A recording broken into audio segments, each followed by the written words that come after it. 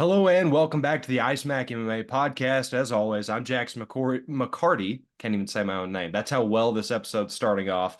Always got Alex Eisman with me. And before we jump into any of the news, recaps, predictions for UFC 298, make sure you follow or subscribe to us on YouTube, Spotify, Apple Podcasts. We're there. Drop likes, comment on it, do whatever you can to help us out. It means a ton. Alex Eisman, this episode, I would argue, is our most well-known, gonna be contentious episode of the year of the fights that we know that are announced so far.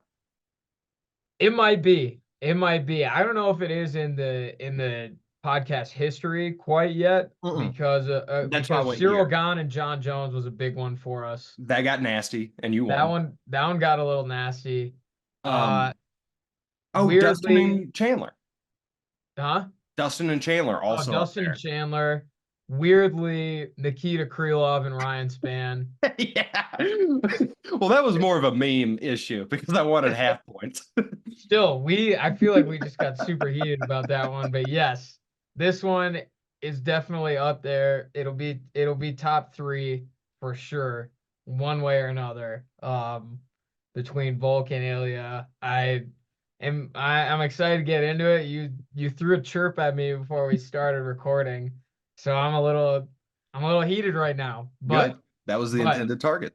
I said I'll save it for when we get there. We will get there fairly soon. First off, not a whole lot, new news going on within the MMA world, I would say, in the last week. But what's been reported by Ariel Hawani is that they're looking at four options for the UFC 300 main event: two welterweight title fight scenarios, two middleweight title fight scenarios.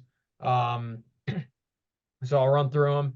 Leon Edwards and Hamzat Chimaev, Leon Edwards and Bilal Muhammad, Dricus du Plessis and Izzy Adesanya, and Dricus and Hamzat. And what I've seen is that the holdup has been the ability to get Hamzat to fight in the U.S. Okay. Is He got visa issues again? Yes, Okay. yes. That's So less than ideal, obviously.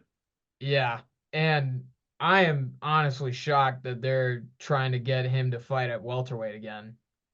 Well, yeah, just the pure bliss of thinking that he can make it is interesting. Um, like I don't trust him on the scales for light heavy at this point. You know what I mean? Like it's an issue across the board for Chimaev. And I also, one of the things we talked about is we want to kind of pose which one of these four would you most want for 300. And before we talk about all that, I will just disclose I don't want it to be Chimaev. Those two of the four are out for me because he did not impress me enough against Marty to be given that he has been knocked off his pedestal, so to speak. Burns gave him a good fight. Kamaru gave him a good fight. He is not impervious. He is not a perfect fighter like we once thought he could be. Do not, unless you're trying to just catapult him with this 300 spot, which every chance in the world that's what they're trying to do. And that's why he's the contingent across the two big names and the two big champions. But he has not put himself in a position to have that fight. He hasn't. And so while obviously I want to see him back on U.S. soil and fighting and doing his thing, I don't think it should be in the main event of 300. Okay. Well, then tell me what would you of those four options, what's your favorite? Leon and Bilal, because it means, in my head at least, in my, whatever's going on up here, that UFC 300 is about more than the casuals. Because this fight, Leon and Bilal, has been right there for 2 years now for the hardcores, not because it's the flashy styles or it's the whatever, it's because it's the right fight to make. And to give them both the payoff of having that fight on 300, a fight that the hardcores have been pretty much begging for, even though they don't really love Bilal, they just know what's fair. So to give the man his fair shot on the biggest stage the company can create in the prime time big slot, that fight means the most to me, and that fight brings the most value, at least in my support of the sport and the company, to that card. Yeah, I get it. It's just with a card as momentous as 300, I understand why the UFC is looking elsewhere than having Bilal be the co-headliner The smart money because is DDP and Izzy. I see of those four. So I'll pick mine out of the first four options, and then I'll propose an alternate one that Okay. I was thinking about. But I I get where you're at in terms of Hamzat, but I feel like I don't want to see Hamzat at 85 anymore. I think he's if he can make 170, that's where he should be. Um, and I think him and Leon going at it for 5 rounds would be really entertaining. Um, Yeah. and Would. like because Hamzat did beat Kamaru, He did. like, and at welterweight, Leon's the only guy to beat Kamaru too. Yeah, and So listen, dude, I would I think if go you're ahead, sorry. talking in terms of merit, it's more deserved at 170 than it is at 85. You I know? concur. Yeah, well, and I didn't. Sorry to cut you off there. That shouldn't have. That's my bad. But um, I think that that's absolutely a fight you make in the future, but not coming off beating a 3 days notice Marty a weight class up. Not on 300. Whenever you're betting all your chips on a guy who doesn't make weight to make weight. That's like putting Yes. Paulo Costa in the main event. Which, And that is the big gamble there. It's 100% gamble, but it seems like they're kind of scrambling a little bit. So yeah. they might have to roll the dice. Like they might have to roll the dice on it. Well, that's fine. Get ball in there. That's steady Eddie, baby. Well, what's I guess what's the holdup with that then? Because we've been hearing about this forever. Like you'd think that these guys would want to get into their camps pretty soon Because for you're that. absolutely right about the fact that Bilal is not option one. Bilal has never been option one because he doesn't move tickets. But guess what the beauty of UFC 300 is? You don't need more ticket movers. You got everybody in the company on this effing card. Yeah. Just give it to the right guy. Or if you want to make it DDP, make it DDP. Give it to Adesanya. That's fine. That's momentous. Izzy shifts cards. He shifts numbers. Like that's fine. But don't I give me just Hamzat out of off of a prayer. Don't throw up a Hail Mary on the 99 when you still got 30 seconds to go. You know what I'm saying? yes, I don't think I just I have a hard time believing that DDP will be ready for it. That's kind of factored into my choice. But in terms of like, if you're looking for a fight for the fans, I think Leon and Hamzat is probably the best one, the most entertaining one you're gonna get. Um, Yeah. but I'll get to my alternative proposal, Oh, which is Izzy and Alex for the light heavyweight title. yeah. See, I'm all about that. I I'm think all about it. that checks every single box, and I'm a little surprised that they haven't that's not one of the options that Helwani reported because I feel like that you get everyone interested based on the first two fights in that series, and then you can get Izzy back to the Izzy that is exciting, not the Well, guy that fights Jared Cannonier. your boy Captain Nose Candy said that Tom Aspinall's not off the table now that he can't get a deal done with Stipe. Did you see That that? would also be fun. You could That do would that be at fun. 300. I think that would be really tough for Alex though to go up against Aspinall. No, Jones. Oh, Jones? Yeah, Jones and Aspinall. yeah. He said that Aspinall's back on the table because he can't get a deal done with Stipe. That would be a lot of fun. I did see John said he was asked about 300 and said he wouldn't be ready though. So Yeah, but dude, this is 300. I Like know. they can Dana I'm will sure throw they're money at throwing a John. bag at him, but Yeah, like, dude, he'll dude throw tore his more. pec. That's like a serious injury. Like I never thought John would be ready for it. John's gone out there in worse condition, That's true. You're not wrong. You aren't wrong. and he's beat dudes that are almost as scary as Aspinall in worse condition. Like, I listen, man, he can tell us all he wants to, but and maybe he won't be medically cleared. Maybe you're right, and or maybe he's not lying. But I struggle to believe that if there's any chance that he can get in there health wise, Dana's not going to throw gobbles of I mean, insane pay per view points. And imagine what the pay per view points on 300 look like. Oh yeah. John Jones, without question, if there's one fighter that you'd want headlining UFC 300, it's him. No, Without it's like, not. it's It's Connor, but John would be two. but John holds a belt, I I think. agree. You don't. This is not most deserving. You want Connor because he shifts the most numbers. Yes. Yeah, I guess. You're right. You're right. Like it should be John. As much as I don't like it, you're right. But As much as I don't like Okay, John is John, two. John is two though, for sure. yes, for sure. Yes. And an unretired Amanda would be three. Yeah. Like clear hierarchy. It I it depends on who Amanda fights, I think. If it's Amanda and Kayla or Cyborg, I Yes. think you can get it. If she fights anyone else, I'm not sure about that. Yeah, if they But toss her in there against Blanchfield, they're not putting her number one yeah. because there's not start. But yeah, you get the general theme there.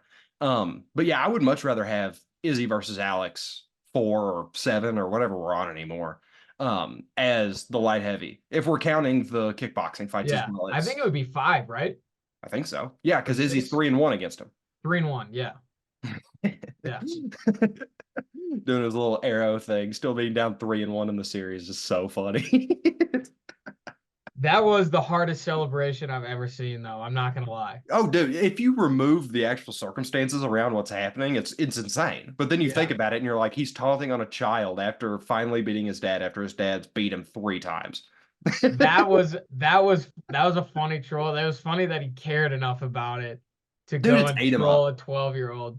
But It the you arrow know that it's ate him celebration up. itself was crazy. That was With awesome. with guys like that, pure winners, they never let stuff like that go. You know what I mean? Like there was no chance on God's green earth that Alex's kid was making it out of the night without getting taunted on by a 30-year-old because of how bad he wanted to win. You know what I mean? Yeah. Like, yes, but to wrap it all up so we can jump into these recaps, I would very much more be into Izzy versus Alex for the light heavy, which is crazy because we've seen it so many times now. But it's 1-1 in the UFC. Yeah, and it sells like hotcakes. That's And I bet Izzy would go with a different philosophy at light heavyweight than he did against Jan yes. in Oh, terms of like built in terms of his body. well, and he doesn't have to worry about getting takedowned. So Yeah. that would also help him. He could actually just bulk and focus on his speed rather than necessarily being heavy in the right areas.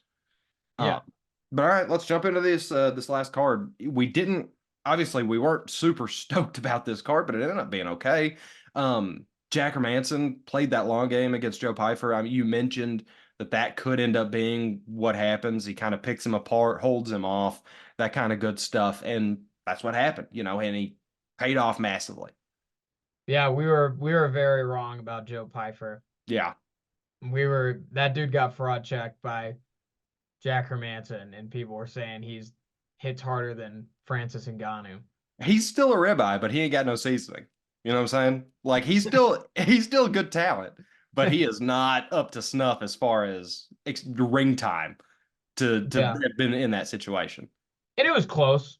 It was a Yeah. close fight, I thought. But yeah, the hype train came to a crashing halt. Like, Yeah.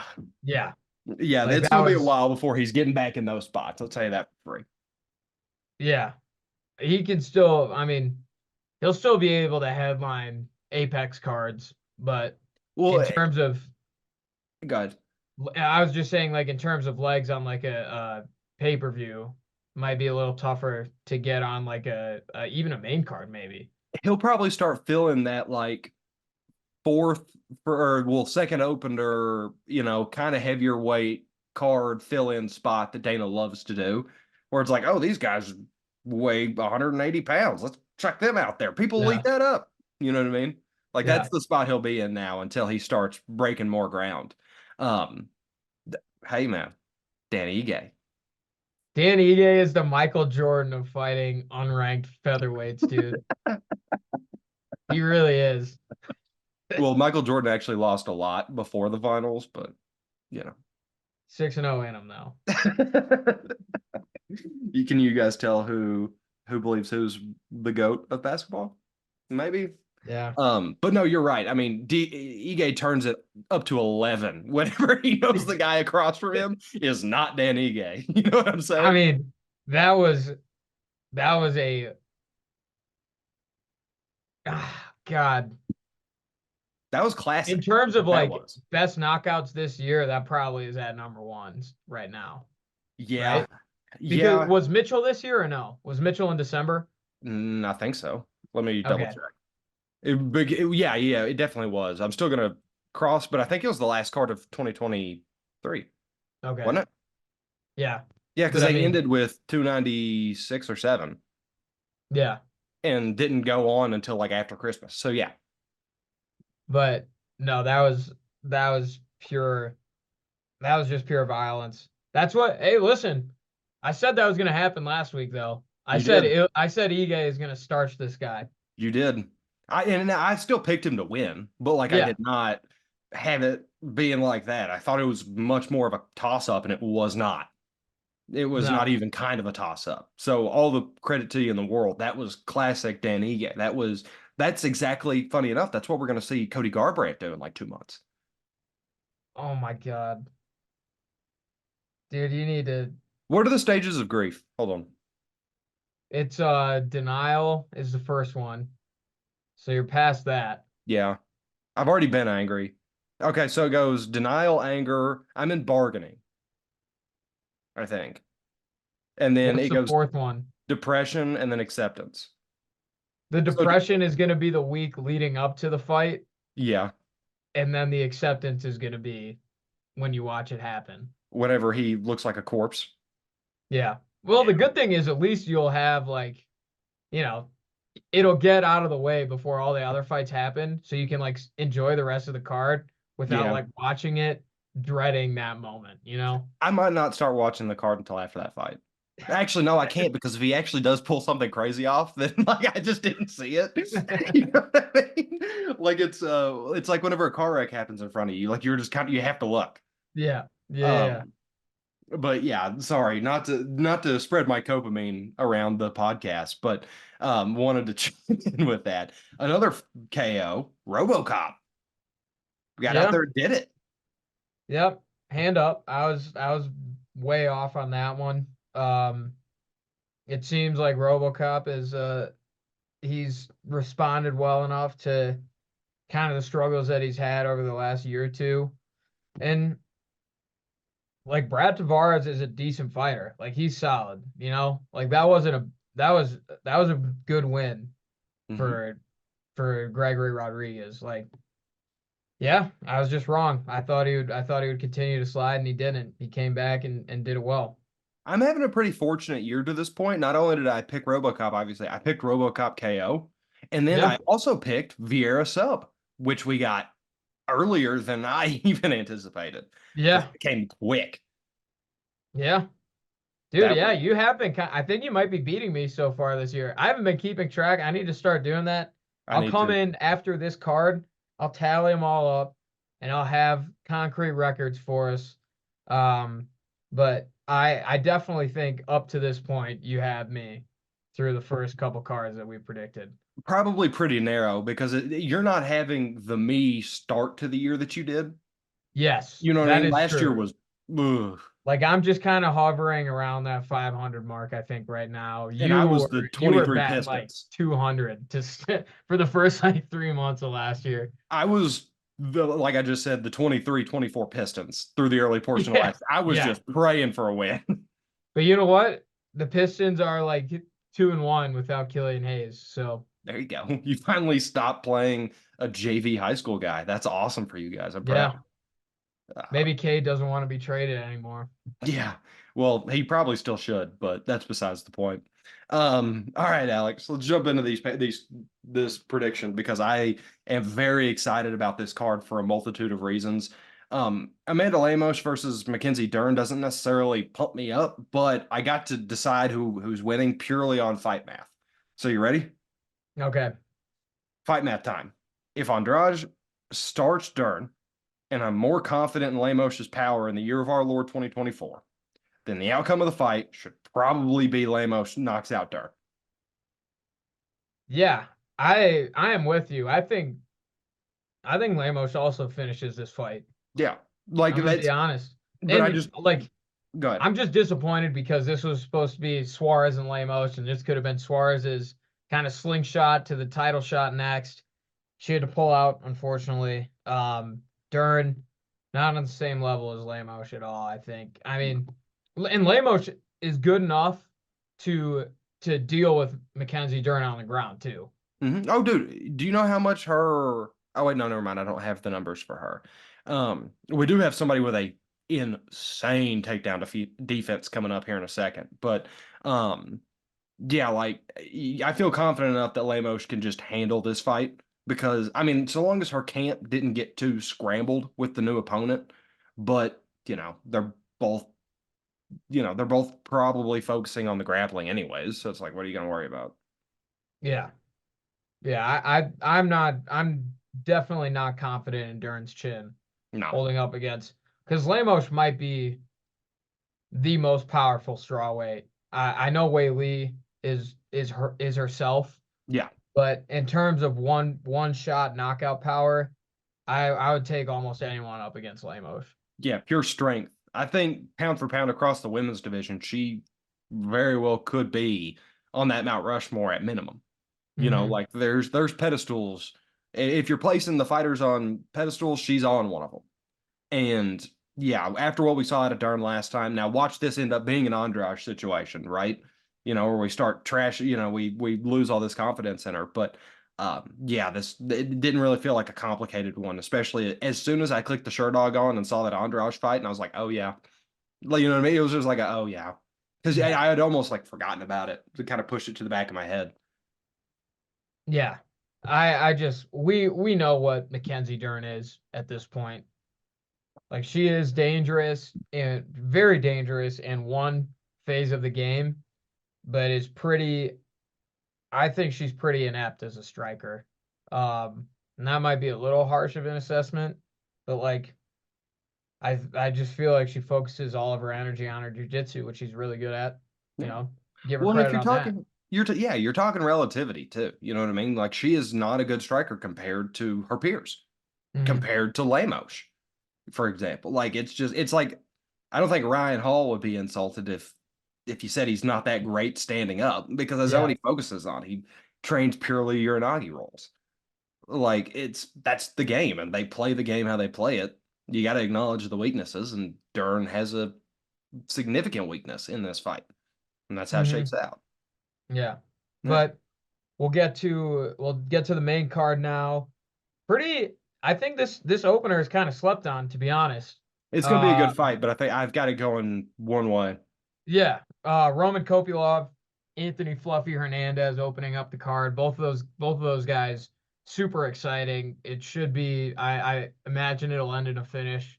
Um, but you hinted at you have it going one way. Who are you thinking here? Fluffy's getting slept. Yeah, He's getting folded like a lawn chair. Uh, Kopylov has a 92% takedown defense, yeah. and he also starches people constantly. He's been on a tear lately. He has Yeah, been on a roll. he's Fluffy violent. has Fluffy's been kind of cooking too, though. Don't yeah, but like it's classic striker versus grappler, but the striker has a very good tendency of not going to the ground.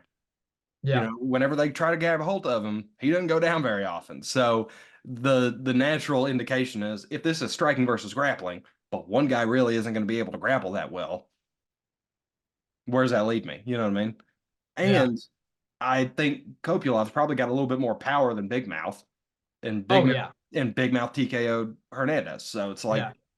you know, Yeah. I'm all with you. roads. Yeah, Russian Chase Hooper, baby. yes. Let's go. Well, but better. He is better than Chase Hooper. Chase Hooper has looked pretty good though since he's moved up to lightweight too. So we'll He see what has. happens with that. He's pretty young, I but jumped off that train, but I might end up jumping back on it in a yeah, couple more I, fights. I'm back. I'm back on the Chase Hooper train, and I'm very much on the Roman Kopylov train. I'm pause, but um, So we're both going Roman by K yeah, then. Roman by KO. I'm thinking. Okay, so here's where I assume it gets interesting for our picks because the first two have been kind of layups. Uh, Yeah, Cejudo, Merab. Alex, I know you've got a propensity for both these guys. What are you thinking? this is this is by far the toughest fight to pick for me on the card. Um, but even I'm like not fully confident in it right now. But I think it's Marab, dude. I'm pretty confident it's Merab. I think it's Marab. And Henry Cejudo is so freaking good. Yeah, You had an argument that he beat Aljo. Um, but I think Marab is better than Aljo, to be I do honest. too. I I think do too. Marab is the best bantamweight in the UFC. If this fight happened 2 or 3 years ago, maybe I would have taken Cejudo, but Cejudo is a little up there in age these days, and that's bad news, especially for the lower weights. Um, I just think with Marab's pace, he's gonna even if he doesn't get Cejudo on the ground for long, because obviously Henry Cejudo is an Olympian gold medal winning wrestler. Like he is the cream of the crop on the as a grappler. But Marab is just so relentless. I think that even if it doesn't amount to much in terms of takedowns, that will be kind of the deciding factor in this fight. My big thing that I kept circling back to is that whenever I watched Aljo versus Henry, Triple C takes that fight. I don't think it's wild or disrespectful or anything to say Triple C is a comfortably better fighter than Aljo when they fought. This Hmm. version of Henry Cejudo, the 2 or 3 years out of the cage Henry Cejudo, the one that is not a spring chicken, is that gap has gotten significantly smaller.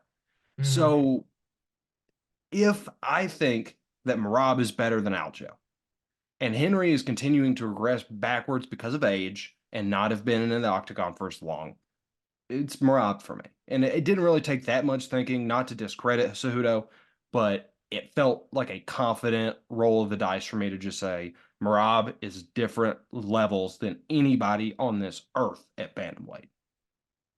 Watching what Marab did to Jan is like that's burned in my brain. Like the way Yeah. he dominated Piotr Jan is I was like, holy shit, this guy should be the champion right now. Yeah. But he was just close buddies with the title holder and Yeah. couldn't do it.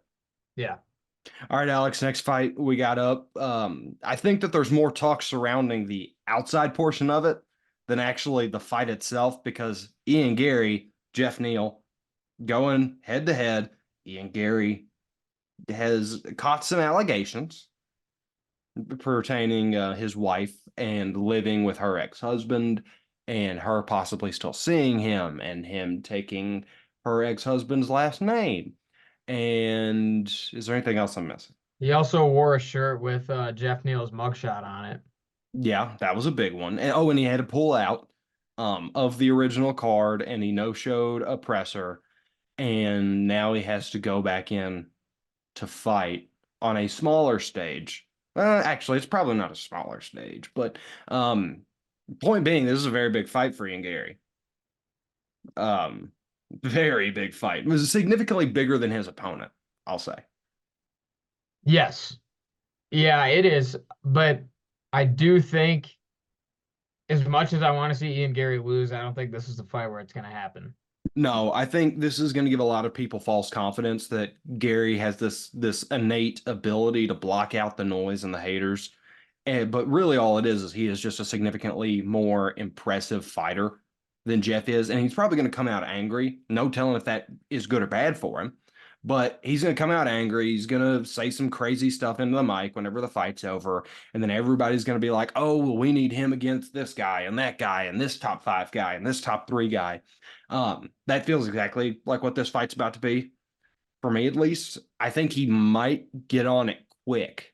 Like, I think it might be an early stoppage, but I think this is going to be kind of full spring, but for fighters, you know what I mean? Where people are going to start buying a lot more stock in a guy and overvaluing the guy across the cage from him. No offense to Jeff Neal. I just think Ian Gary has possible title realm aspirations, and I don't really think you get to see that from Jeff.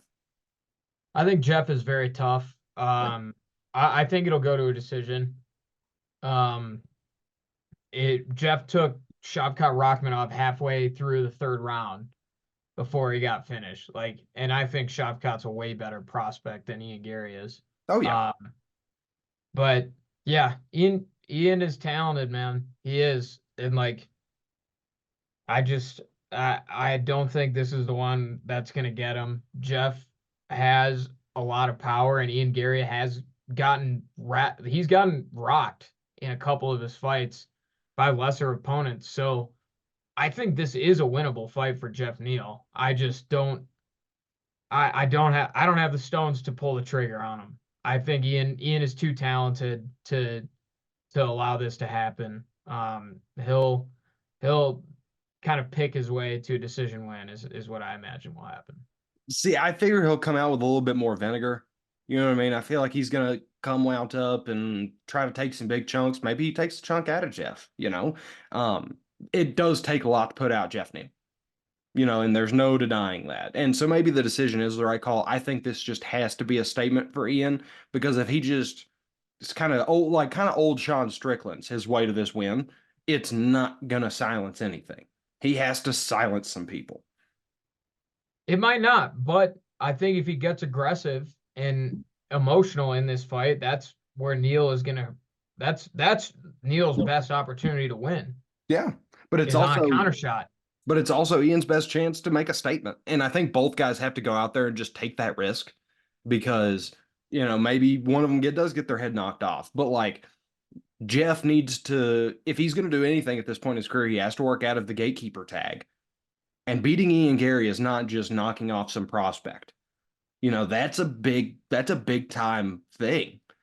A lot bigger than some of the other fights that have come across Jeff plate lately. Mm-hmm. So I think he needs to go out there and really make a statement, kind of Bobby Green style, you know, like try to Kevin Holland, you know, reassert yourself as something valuable. So I really do think this is going to be a maybe not a quick fight, but like a very aggressive fight. And I do think Ian Gary can emerge from that personally. Yeah, I guess we'll see what happens. But in our co-main, Yep. this is one where neither fighter I want to see lose. But But I'd much rather see Bobby Knuckles lose.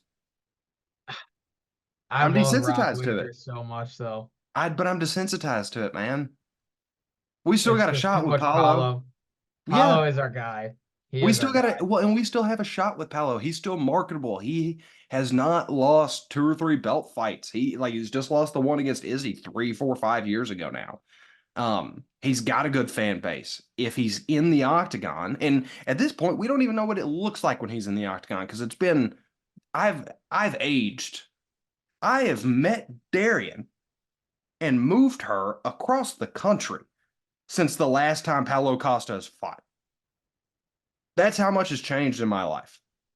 We don't know what that man's going to look like, but I will take the devil I do not know anymore in this fight, especially compared to the fact that Bobby went down hard in his last Yeah, fight. he did. That was the most shot. That was still the most shocking thing ever. But yeah, I just, oh, I want to take Paulo so bad, dude. I really, really do. And I would be so happy to be wrong.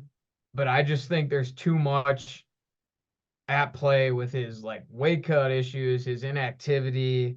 Like he's just got like a lot surrounding him. And I don't always think his focus is completely in the cage. And he gassed out against Luke Rockhold. Yeah. Like I'm not Rob Whitaker's gas tank does not concern me. No. Paulo's does a lot. Okay. Um, and I just yeah, Rob Whitaker knows what it takes to be a champ, and I think he'll bounce back from the Dricus fight, but I think it will be close. I I'm know taking Paulo is talented, I'm taking but Paolo off talent. He looks like he's in great shape. he does He, look like he's in great shape. I mean, he always looks like he's in great shape, but Yeah. like he looks like in true fight war mode shape for the first time in a while. Hmm. I mean, he's kind of lean now. Like I'm not worried about him missing weight for this fight I'm because not either. which is not something we can often say about Paulo Costa. But obviously he's got to get to the scales first before he can miss weight. But um, I think the power, obviously whenever he was coming up, that's what it was built on. It was that ability to sleep a rock. He could put anything out. And after watching DDP do what he did, it's like if Bobby Knuckles gets on the wrong end of one of those, he's going out. Yes, but Rob can get you on the ground and work the wrestling, and Paulo Costa is a fish out of water Yeah. when it comes to that. Hey, maybe he spent the last 2.5 years training BJJ. Maybe, maybe he has, but Watch him come out and just be the long lost Gracie offspring. he's gonna look like Charles Oliveira out there. Like Dude, the things I would do for that to actually happen. that would be insane. For him to come out like a man reborn with all the power he used to have and all the striking ability that he used to have, but just a Khabib ground level ability, I would scream if he makes Bobby Knuckles submit. Yeah, that would not feel like real life. No, that would be Yuri and um Glover. there you go. Jesus. I don't know. I was about to say JDS. I don't know why. But that would have been Yuri Glover levels of what did I just see? Yeah. So, Yeah. but And for dude, I do want him to win. I really, really do. But this is just based off of what I saw from him in his last fight and what I've seen from Robert. Obviously, his last fight isn't what I am hoping is going to happen, but what I've seen across his career in his fights with Izzy, stuff like that, you know. yeah. Did they have color TV the last time Paolo fought? Do they have color TV? Questionable. Okay. Yeah. It's Questionable. Yeah. the status is day to day. It's Yeah. limited at this time. All right, Alex. You gonna talk about the big one now? Let's talk about the big one. You have Alex Volkanovski going up against Ilia Topuria. If you've been listening to this podcast, you know where I stand. You know where Jackson stands. Um, I'll I'll take the lead on this one. Yeah, go for it. Um, it's pretty simple. No one's been able to beat him at featherweight. Yeah. Like, no one's been able to beat him at featherweight. Not Max Holloway, former champ. Not, I'm pretty sure he fought Jose Aldo. Maybe not, but he has answered the bell every single time. And I don't see it happening. And I'm sure you've seen the stuff in terms of his drinking habits before the second Islam fight, where he said he was like getting hammered every day for like the 4 weeks leading up to it. Yeah. I hope he's better. I And do too. that's kind of what I'm banking on here, to be honest, is because I think the the difference in Alex between the first and second Islam fights, night and day. Like the second one, I mean, he got finished. Yeah. He didn't last more than a round. He looked lost. He looked completely lost. And I hope he's gotten the help he needs. I hope that's not going to be the case for him with how he's treating his body leading up to this. And I think it is the case because Ilia has been talking mad shit. That dude is super confident for fighting a guy who hasn't lost as a featherweight. Like it's it's crazy. Hmm. And I think that's going to light a fire under Alex's ass and he's going to go out. Isn't the type of guy to stop people, but I think Alex will go out and win the fight. All right. You ready? Yeah. I will briefly gloss over the UFC champs 35 and older thing, which we've all seen. They're 2-28 UFC champions whenever they are 35 years of age or older, 2-28 in those fights. The two wins were Tyron Woodley. That's how far back this dates. That's obviously plays a part because Alex is now over 35 years old. But Ilia is the most talented featherweight coming up the ranks since Alex Volkanovski.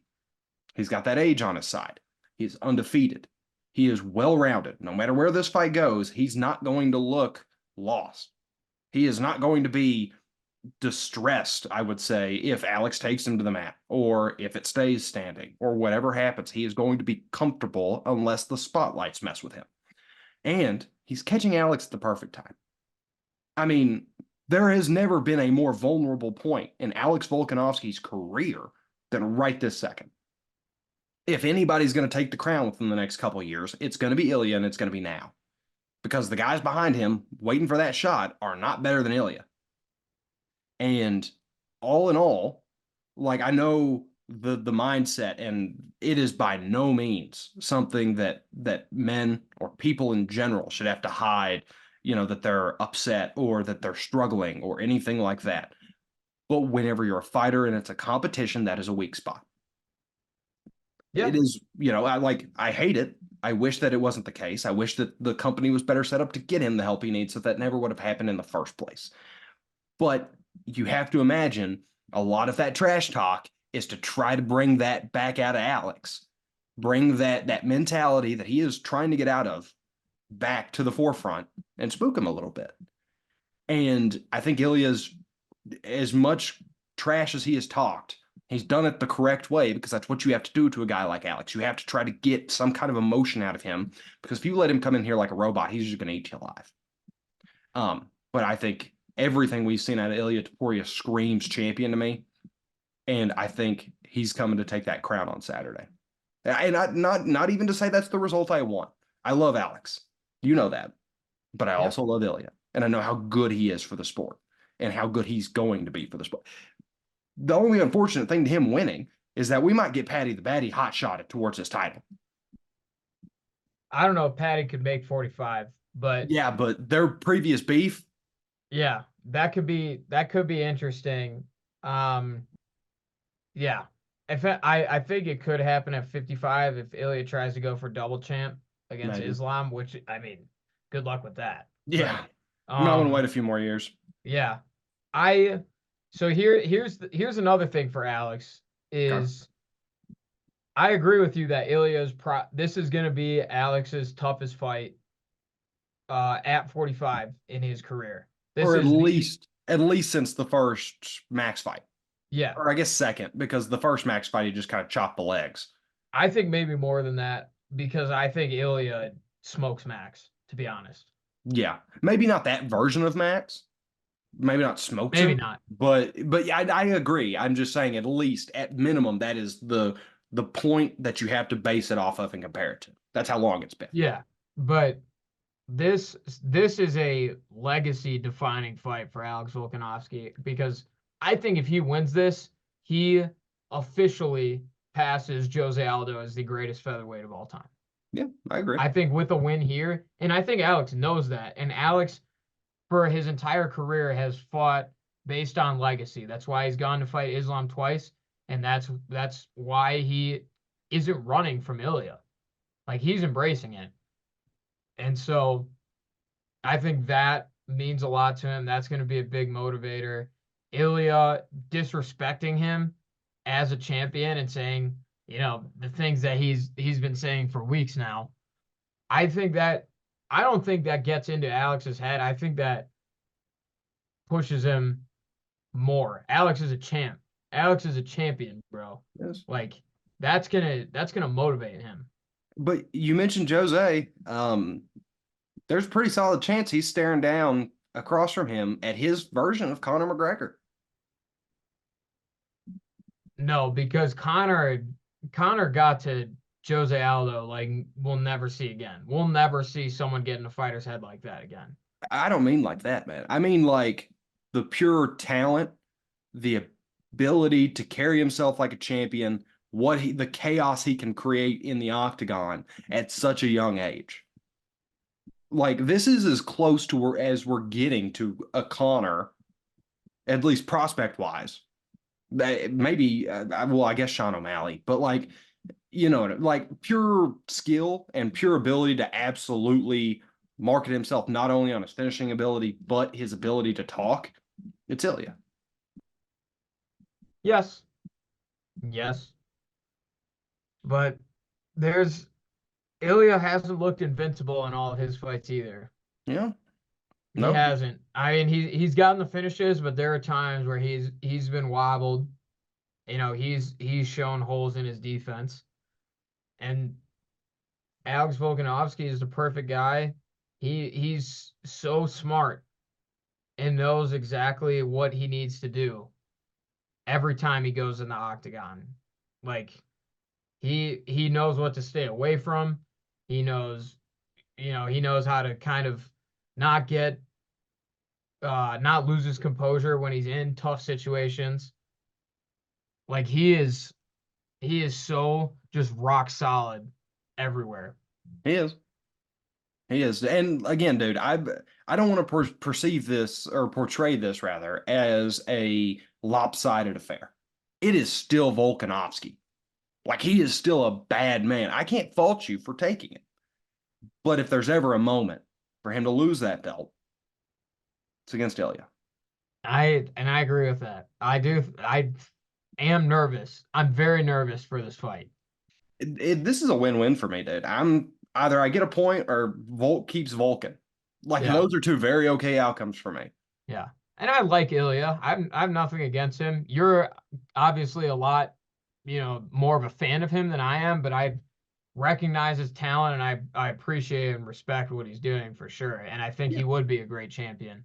Um, but it's the same for me though. It's like I've seen what Alex Volkanovski does to people, and until I am proven wrong, I'm gonna take him. Well, and one of us is going to get proven wrong. And we're going to be right back here on this podcast to talk about it next week. And when we do that, Alex, where can they find us? YouTube, Apple Podcasts, Spotify. It's Jackson TM on Twitter, Alex Eisman KGWN on Twitter. Yeah, someone's gonna walk in next week a little upset. I cannot wait to look at my iMessages on Saturday night. That's going to be great. One way or the other. No matter which way this thing goes, in numerous fights on this card. Yeah, Like even the Marab and the Ian Gary, like literally all the top four. I don't think you'll try to get in my ear about either of the first two, but those other four, I think we're gonna have a lot to talk about when we come back for it. yeah. This is a really good main card. It's a really good main card. I wish it was a little deeper in the prelims, but can't win them all. The next two pay-per-views certainly will be that way. So Yeah, we'll buckle get up. it then. But for now, it's a very good main card this weekend. Very, very good. You guys make sure to watch it. But until then, you got anything else? I'm all set. Sounds good. We'll see y'all next time. See ya.